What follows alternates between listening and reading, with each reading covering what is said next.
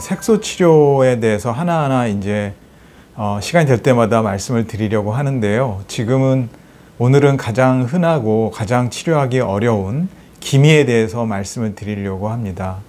기미는 보통 치료하기가 상당히 어렵다고 해서 우리가 참 난치성이라고 얘기하는데요.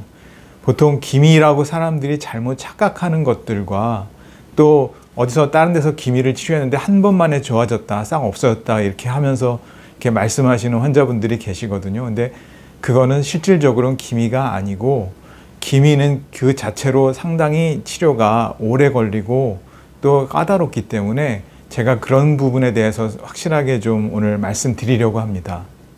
자, 오늘 제가 처음 보여드릴 사진은 가장 기미하고 흡사하지만 또 치료가 잘 되는 이 노인성 반점에 대해서 말씀을 드리려고 하는데요. 사람들은 대부분 이걸 기미로 많이 착각을 하고 또 다른 병원에 가서도 그 부분에 대해서 기미라고 진단을 받고 치료를 했는데 금방 없어지더라 이렇게 말씀을 하시더라고요. 근데 그것은 기미하고 좀 완전히 다른 노인성 반점이라는 질환입니다. 제가 설명을 좀 드릴게요. 이분 같은 경우도 연세가 70세가 넘고 자외선을 많이 받는 직종에서 일을 하신 분인데요. 거기에 따라서 나이가 들면서 여러 가지 이제 색소 반점이 생긴 거죠. 그렇지만 이거는 기미하고 전혀 다른 것이거든요. 제가 잠깐 보여드리겠습니다. 이런 데 보면은 다양한 반점들이 많이 생겼죠. 그리고 전체적으로 이렇게 많이 색소가 올라왔는데 이것을 제가 한 번 치료해서 이 정도까지 좋아지게 할 수가 있었거든요. 그러면은 이거는 피부 가장 표면에 색소가 있는 그 노인성 반점 같은 경우는 그래서 치료가 비교적 아주 쉽습니다. 자외선에 의해서 생긴 이 노인성 반점은 치료가 상당히 쉬운데 기미와 많이 혼동되는 그런 질환이라고 말씀드릴 수 있겠습니다. 그 환자분을 제가 치료했던 경과를 보여주는 사진인데요. 이게 보통 치료 전에 아까 그분 모습이거든요. 근데 치료하고 나면 바로 딱지가 이렇게 빨개졌다가 하루 정도 지나면 딱지가 생깁니다.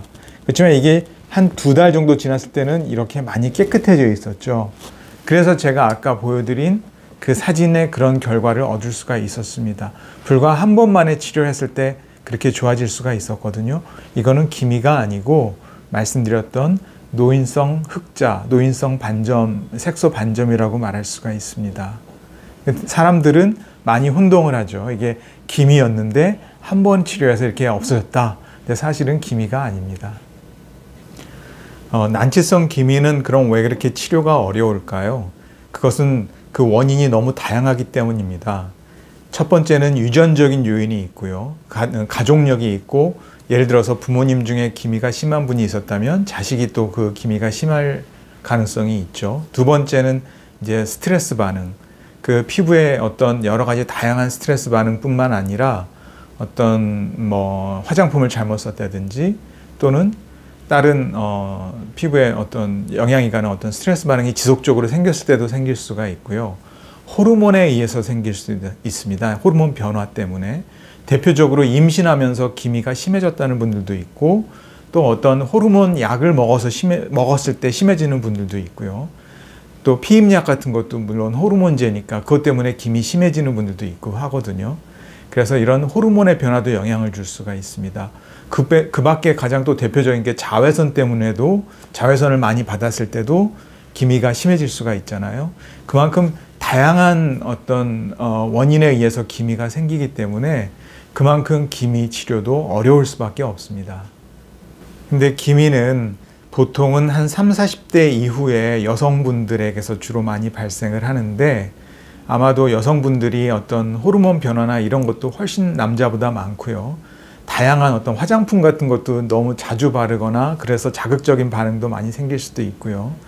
또 대부분 여러 어떤 스트레스 반응에 남자들보다는 훨씬 취약하기 때문에 그래서 여성분들이 훨씬 기미가 많은 걸로 보고되고 있습니다.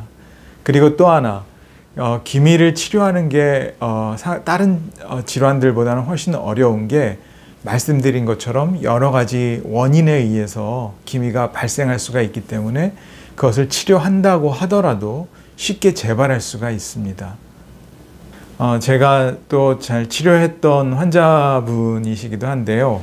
여기 보면 보통은 다른 사람들도 마찬가지지만 이런 기미 부분하고 여러 가지 이제 노인성 또는 다른 색소 반점이 같이 동반되는 경우도 상당히 많습니다. 이게 전체가 다 기미는 아니거든요. 그러다 보니까 거기에 맞는 치료 방법을 써야 되는 겁니다. 보통 기미를 치료할 때는 상당히 깊은 부위에 색소가 있기 때문에 거기에 맞는 치료를 하고요. 표면에 있는 색소는 표면에 있는 이런 여러 가지 다양한 색소 반응은 거기에 맞는 표면에 있는 색소를 치료하는 방법으로 치료를 해야 되거든요. 그러다 보니까 여러 가지 치료 방법이 복합적으로 치료가 돼야 되는 경우가 많습니다. 제가 이분도 한 몇 달에 걸쳐서 치료를 한 상황인데 치료했을 때 상당히 많이 감소가 됐죠. 근데 기미는 여기서 그만두는 게 아니고 그거를 잘 관리해주는 치료를 함으로써 훨씬 더 좋게 유지를 할 수가 있는 겁니다. 난치성 기미의 초기 증상은 어떻게 나타나나요? 일반적으로 우리가 기미에 대해서 잘 못 느낄 때도 있습니다. 뭔가 작은 반점이 이 눈가라든지 아니면은 자외선에 노출됐을 때 가장 많이 직접적으로 닿는 부분이 있거든요. 이런 광대 부위라든지 이런 부위에서 처음 시작되는 분들이 되게 많아요. 이분도 제가 치료했던 케이스인데 여기 보면 이 부위가 가장 진한 게 보이죠? 그 부위에서부터 이제 기미가 시작이 된 거거든요. 근데 그게 오랫동안 축적이 되다 보니까 그게 이제 밑으로 이렇게 퍼지고 위로 이렇게 퍼지는 케이스예요. 여기서부터 이렇게 쭉 전체적으로 많이 퍼져 있잖아요. 그 부분을 그래서 사실 열심히 치료를 해도 가장 늦게까지 남아있는 부분이 처음 시작됐던 부분이 가장 늦게까지 남아 있습니다. 근데 그래도 꾸준히 치료하면 지금 여기서 한 이 정도 볼 수 있듯이 상당히 많이 전체적으로 좋아질 수 있게 우리가 만들 수 있습니다. 제가 한 20여 년 치료를 해왔는데 처음에는 기미 환자가 오면 치료가 안 된다고 이건 어렵다고 말씀드리고 돌려보는 케이스도 굉장히 많았거든요. 그게 한 20여 년 전에. 근데 그 사이에 치료 방법도 기술도 많이 발달하고 레이저 종류도 많이 발달을 해서 지금 보시는 바와 같이 이 정도로 만들어서 그러니까 치료 효과를 얻어서 잘 유지시킬 수 있습니다. 난치성 기미와 유사한 증상을 보이는 질환은 어떤 것들이 있나요? 사람들이 보통 기미라고 착각하고 그 일반 의사들도 착각하는 그런 부분이 있는데 실제적인 기미는 아니고요. 기미보다 훨씬 깊은 부분에서 색소세포가 자라나서 표면으로 나타나는 질환들이 꽤 있거든요. 그게 대표적인 게 이제 일본인 의사 이름 오타라는 사람의 그 이름을 따서 만든 오타 반점이라고 하는 것이 있는데 여기서도 볼 수 있듯이 한쪽 방면에만 이렇게 올 수도 있고 후천적으로는 양쪽 방면으로 올 수도 있거든요. 근데 오타 반점이라고 하는 것이 이렇게 이 부위에 있는데 마치 꼭 기미처럼 느껴지잖아요. 그렇지만 기미가 아니고요. 이거는 기미와 같은 치료보다는 훨씬 깊은 색소를 치료하는 방법으로 치료를 했을 때 좋아질 수가 있고요. 그래서 이거를 치료했을 때 이 정도까지 만들어서 이거를 훨씬 더 좋게 유지하는, 우리가 보통 아토피도 그렇고 고혈압, 당뇨 이런 거 완치가 되지는 않잖아요. 그렇지만 어느 정도 많이 좋아지게 해서 정상인 것 가깝게 근치를 시켜서 유지를 하는 게 우리의 치료 목표잖아요. 이것도 마찬가지로 오타 반점인 경우에는 거의 완치에 가깝게 만들어서 유지해주는 치료를 가끔 해주는 그런 방법으로 가야 이게 치료가 될 수 있는 그런 색소 질환도 있는 것이죠. 또 기미하고 비슷한 게 후천적으로 오거나 물론 선천적으로 올 수도 있는 카페올의 반점이라고 하는 것도 있습니다.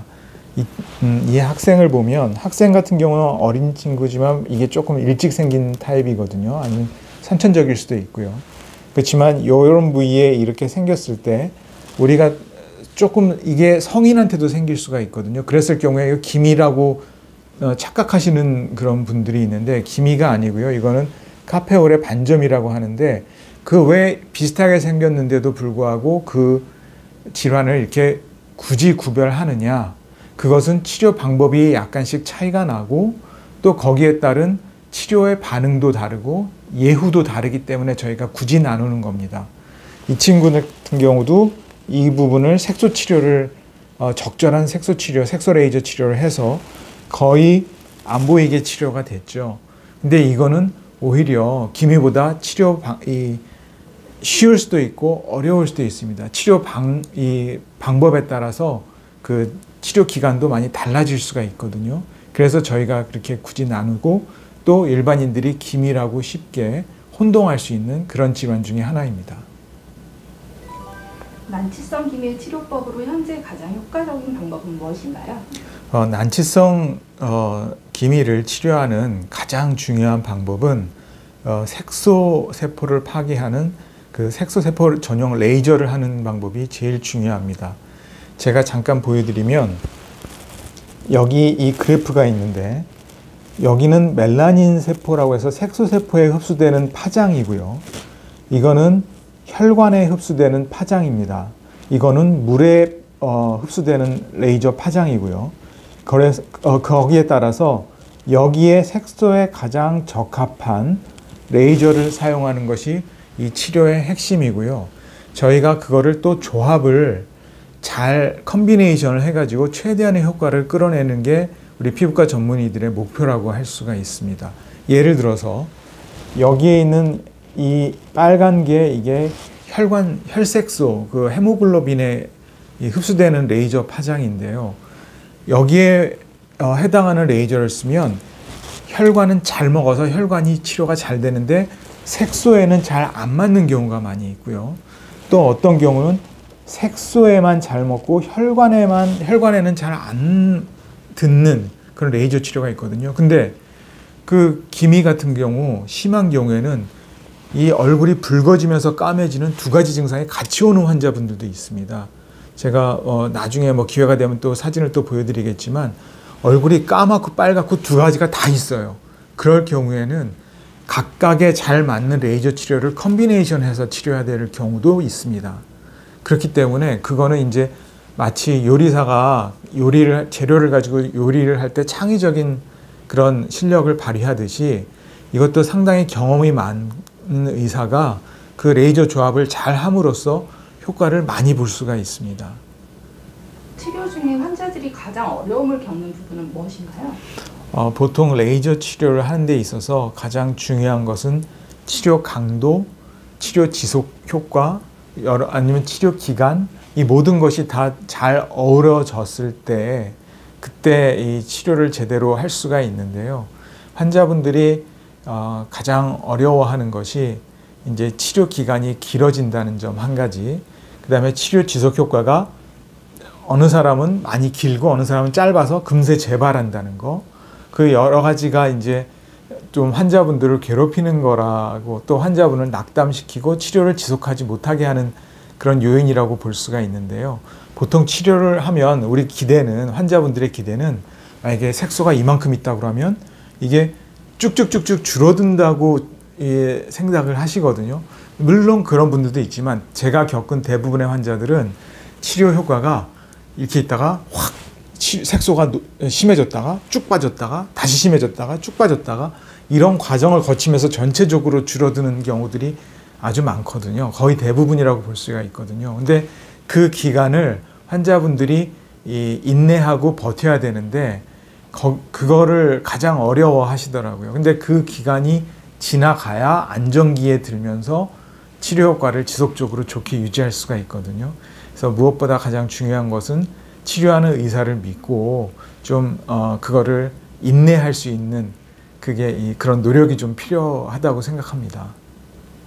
난치성 기미 관리에 있어 생활습관 관리가 도움이 되나요? 제가 먼저 번에 말씀을 드린 것 중에 유전적인 요인도 있고 스트레스 반응에 의한 것도 있고 자외선에 의한 것도 있고 호르몬 변화에 의한 것도 있고 또는 화장품에 의한 그런 색소 침착이 이제 지속되는 경우도 있고 여러 가지를 말씀드렸는데요.